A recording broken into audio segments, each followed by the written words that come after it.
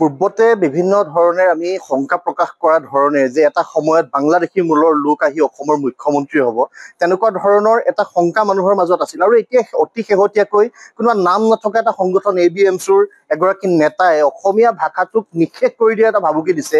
অসমীয়া ভাষাটো সংখ্যালঘুত পৰিণত হ'ব, এনেকুৱা ধৰণৰ উদ্ভট মন্তব্য কৰিবৰ কাৰণে দুঃসাহস কৰিছে। আমি সেইসমূহ শক্তি সকীয়াই দিছোঁ যে অসমৰ মাটিত থাকি অসমৰ হাৱা পানী খাই জীৱন নিৰ্বাহ কৰা সেইসকল পূৰ্ববংগীয় যদি মুছলমান লোকৰ তেওঁলোকে পক্ষপাতিত্ব কৰি তেওঁলোকে যদি ভাবে যে অসমীয়া ভাষাটোক অসমৰ পৰা নোহোৱা কৰিব পাৰিম, এই কথা কেতিয়াও সম্ভৱপৰ নহ'ব। সমগ্ৰ অসমীয়া জাতিটো আমি শক্তিশালী ৰূপত আছোঁ আৰু শক্তিশালী প্ৰত্যুত্তৰ তেওঁলোকে লাভ কৰিবৰ কাৰণে আহিব লগা দিনত তেওঁলোক সাজু হৈ থাকিব লাগিব। এই প্ৰত্যাহ্বান আমি তেওঁলোকলৈ জনাইছোঁ। আহিব লগা সময়ত এনেকুৱা ধৰণৰ মন্তব্য কৰাৰ দুঃসাহস যাতে কোনো নকৰে, সেয়া আমি সকলোকে সকীয়াই দিছোঁ। আৰু এটা কথা নিশ্চিত যে অসম চুক্তিৰ ৬ নং দফাৰ আধাৰত যি সাংবিধানিক ৰক্ষা কৱচৰ ব্যৱস্থা আৰু সাংবিধানিক ৰক্ষা কৱচ প্ৰদানৰ ক্ষেত্ৰত চৰকাৰে আমি তাৎক্ষণিকভাৱে ব্যৱস্থা লোৱাটো বিচাৰিছোঁ। ইতিমধ্যে বিষয়টো অগ্ৰগতি লাভ কৰিছে।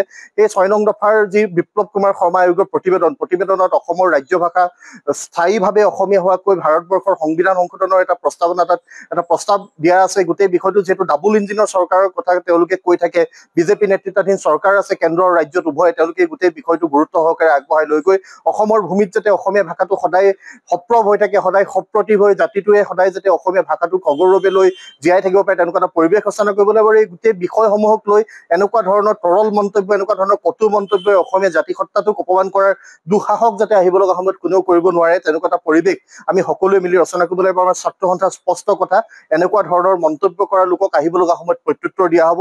আৰু তেওঁলোকে এনেকুৱা ধৰণৰ মন্তব্যৰে অসমীয়া জাতিটোক, অসমীয়া জাতিসত্তাটোক অপমান কৰিব, এই কথা কেতিয়াও সহ্য কৰি থকা নহ'ব। আহিব লগা সময়ত তেওঁলোকক প্ৰত্যুত্তৰ দিয়া হ'ব, এই কথা নিশ্চিত।